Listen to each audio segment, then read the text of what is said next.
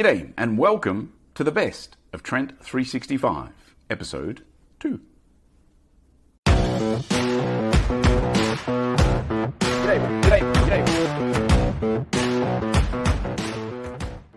As I mentioned yesterday, we are just a few episodes away from the magical milestone of 1,000 episodes. And so for the next few days leading up to that, I'm going to go back and share a few episodes from the past that I think might have particular relevance in the current world that we're living in right now. So to kick off, episode 489, I spoke about minimum viable audience. Now that was something I picked up from the great Seth Godin. And what he spoke about was that we spend a lot of time focused on the maximum potential of a market and chasing after that maximum potential, when in fact we might be better served to just work out what is the minimum viable audience we require for our business and go after that. And I think in this current world, I think that's as relevant as it's ever been, because let's be honest, right now for a lot of us, it's about survival. So don't get distracted by the opportunity of a huge market. Focus instead on what is the minimum viable audience you need to have a sustainable business and go after that. A second series of quotes of episodes I wanted to talk about was 2 episodes I posted about the global spa industry in general. And it was episode, 334 back in October 2018.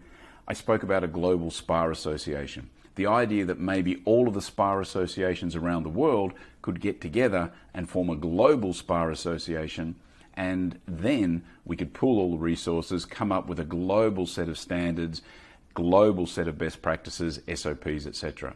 And then in episode 461, along a similar vein, I spoke about the idea of a global spa community, where once again, the community globally gets together.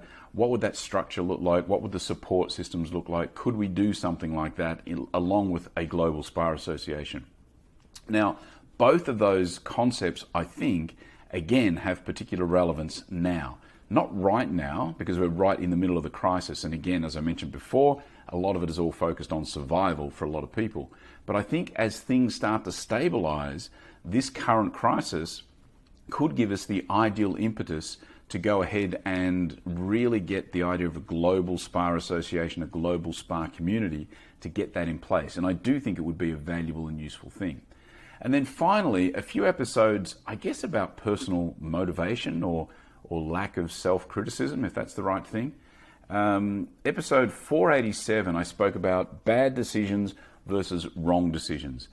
The idea that we often beat ourselves up or get beaten up over a wrong decision. And I'm okay with wrong decisions. I just don't like bad decisions. The difference between a bad decision and a wrong decision is that a bad decision is one where you just haven't done the research, you haven't done the homework, you haven't considered all the possible scenarios or outcomes, or maybe you've done it with a bad intention in mind. So to me, as long as your intentions were pure and as long as you did all you could to make the right decision and to make the right considerations, then the wrong outcome is okay. That doesn't bother me. So I don't think we need to beat ourselves up over wrong decisions as long as they weren't bad decisions.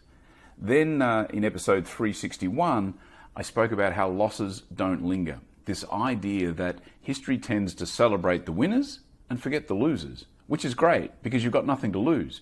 You give it a try. If it doesn't work, then people will forget about that failure. It doesn't really matter. If you succeed, yeah, you'll be celebrated.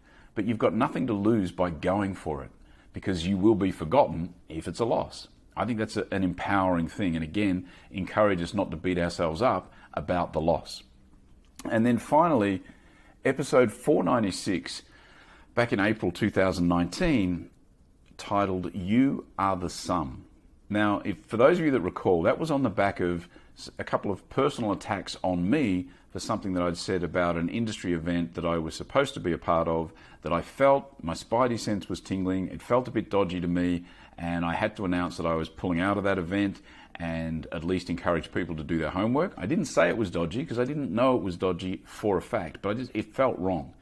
Now, as it turned out, of course, it was right. It was a total scam, this event. It was a mess. But one individual basically came at me and didn't like what I was saying. I think she was a friend of the organizer.